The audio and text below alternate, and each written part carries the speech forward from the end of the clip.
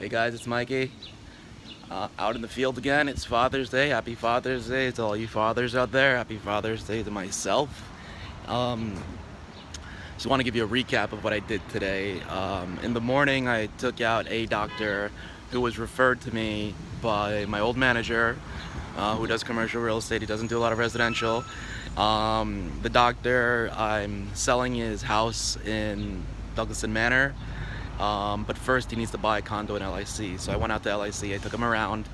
We went to 7 open houses and gave him a general feel of LIC when we went to, one open house in each building, checked out the park, the water area over there, to give him a feel. Now I know exactly what he wants, and what I'm gonna do is, instead of trying to dig up research by myself, which I may do a little bit of, I'm gonna go take my buddy out from my old Element Long Island City office. I'm gonna treat him to lunch and pick his brain for which complexes best fit the doctor. Now, what he wants is not one of those small new buildings, nothing like under 7 floors. He wants a tall building, glass, doorman, beautiful, expensive, right by the park. He wants it to be perfect. So even though everything in LIC is pretty new, if it's not tall, if it doesn't have a good view, it's not good enough. So I'm gonna take my buddy out, tell him exactly what he needs, and have him list me 3 or 4 buildings where we can go, and I'll take the doctor, show him the buildings in a month because he's going on vacation, and then if he really falls in love with any of those buildings, we'll sit on the building and wait for the right floor plan to pop up, right? The right layout. Because, you don't just take any unit in the building. You got to get the one you want, and the doctor's picky. He wants the view. He wants the open. He wants everything. So we'll identify the building, and then we'll wait for the right unit, and when it comes, we'll pounce on it. And for everyone that's out there, to make this like kind of interesting, I guess, it's gonna be $1.5 million at 2 or 3%. It's a lot of money. For me, at least it is. And then after that, I went home real quick because it ended early, and took a nap.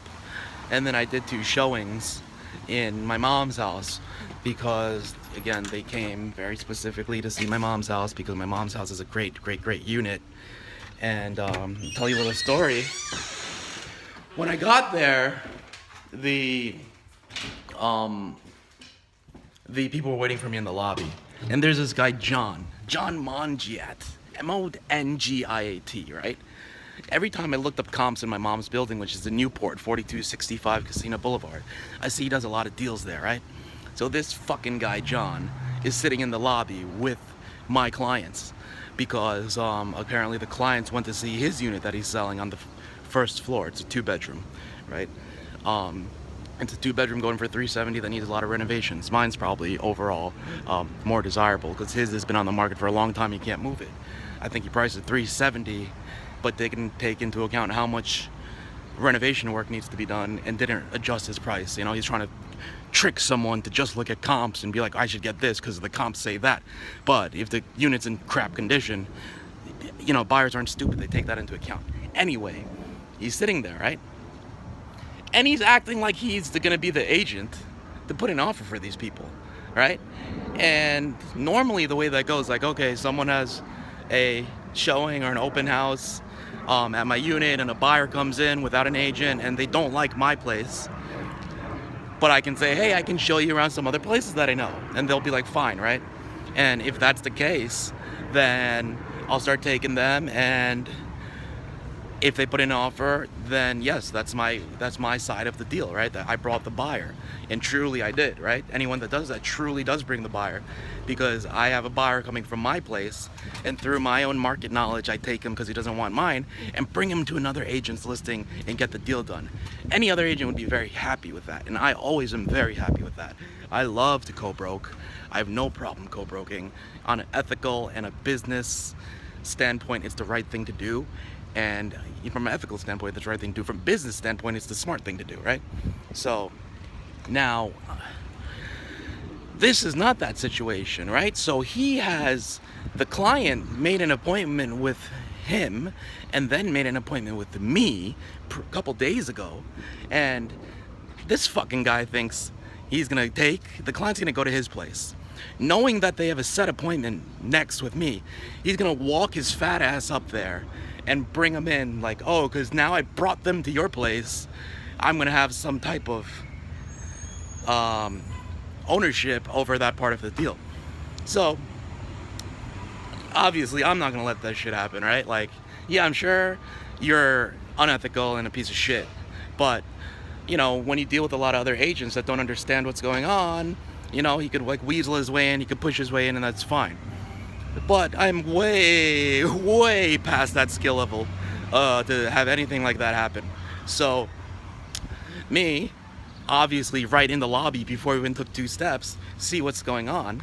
And don't get me wrong, I have nothing against it. There's plenty of agents that do things like this because, you know, they're either unethical or, well, I don't feel like most people are unethical. I feel like for the most part, people just don't really know. They learn the wrong way or they're just not sure. So they do these things because at the same time, they have this downward pressure on their shoulders to make money. And, you know, it's tough to start off and not make it, right? But this guy's just being unethical. So I tell him in the lobby, look, you know, they made an appointment with me. So don't think that, you know, you're going to be representing them. And he goes, okay, we'll see. Okay, let's see. We'll figure it out. Basically not answering my question and leaving the door open for him to do that, right? But again, you're fucking with the wrong guy, right? That's obviously not something I'm going to allow. So we're going up the elevator. He's still in the elevator with us. It's me, the couple, the client, and this agent guy, right? And he's coming up. And he comes in the apartment, and again, I always let agents do the stupid shit that they do, because as long as it doesn't affect me, you know what I'm saying? I don't care about what other people's business models are, right? But now the guy's going in, answering questions, whatever, that's fine. And when he was in the house, you know, in my mind, I'm like, what is this guy doing here, right? So I tell him again very clearly what I just told you guys. And he goes, okay, I understand. Right, if you really understand, then what are you still doing here? But it turns out that they had another showing after that he's taking them to, which is probably trying to pull the same BS. But whatever, if that's what you're doing, do that. I don't care, as long as it doesn't affect my listing. So anyway, after the client seemed super interested, right? They're about to leave, so I tell the clients in Chinese, because I'm trying to be just smooth about this process, about this issue. So I tell them in Chinese exactly what I told you guys. Look, this is an ethical thing I have to tell you directly, right up front, so it doesn't become an issue later. So I tell them, and then I'm using words like ethical and stuff like that because I don't know the Chinese word for it. So the guy goes, okay, that's fine. You can tell me to. You could say it in English. I'm like, all right. You want me to? That's fine. I will say it in English. So I said it in English for everyone to hear. And the client's very understanding. You know, he's a businessman too. And he goes, no, I understand. You know, I do business too. I've already known. I wasn't going to put my offer in with this guy. There's a very clear line who I called, who can, you know, and who the appointments were with. So he understands, right?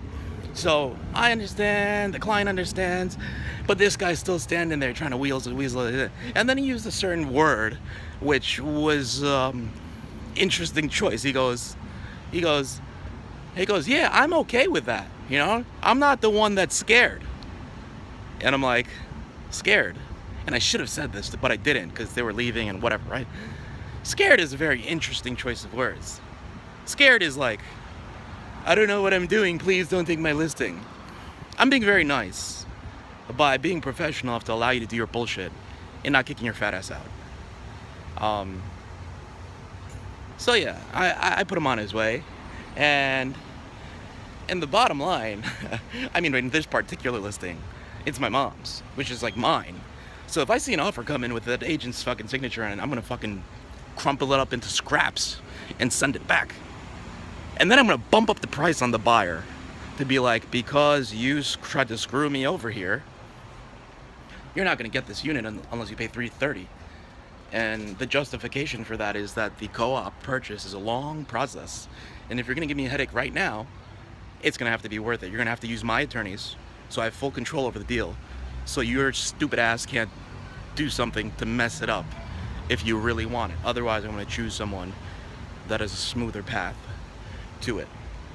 Now, I am at a property that I manage, and we are quoting the second floor for construction job so it could finally be renovated so I could rent it out. And we're installing the stove into the first floor.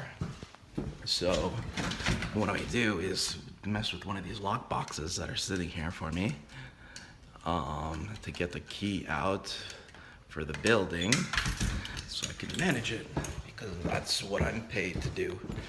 So now I have the key, and I am going upstairs to the second floor, where I just want to show you a little bit about what it is, since I'm recording anyway. And who knows, maybe some of you might want it. These are really nice rentals when they're done. This one is in Murray Hill. The address is 4585 160th Street. It's the second floor, and it looks something like this right now. 3-bedroom, living room, separate dining room. It's your standard Queens layout. Small bedroom in front. Kitchen. And don't mind the mess. Remember, this is going to be fully renovated, right? So you got a mess. You got no walls. You got an empty bathroom. All being built out. And you got the second room here. And then the master with a small patio and a small bathroom. So every month I get paid a little bit of money to handle all of the problems, from physical damages to the building, to dealing with the tenants and their problems and the rent collection, down to the accounting and the books. So at the end of the year, I can just print a report and they go to their accountant. When the units are vacant, I automatically get the listing, and when I rent them out, the tenant pays me a month rent. If another broker brings them in, the other broker gets the other half. So these property managed deals are good, stable income, and there's other benefits to it where I'm not going to get into because it's not meant to be educational. Father's Day video showing what I'm doing. And I'll end with this. My kids are 4 and 6 months old, so they don't care about Father's Day, and I don't care either. I'm trying to make money. And there's the best Father's Day present for me is if my family has money and is happy. That's the best Father's Day present for me. And the best Father's Day present for me, for not just Father's Day, but for every day, is if I go make that money. Then every day's a holiday. But until every day is a holiday, damn, I'm not fucking nasty at this shit. Until every day is a holiday, no day's a fucking holiday. All right, peace.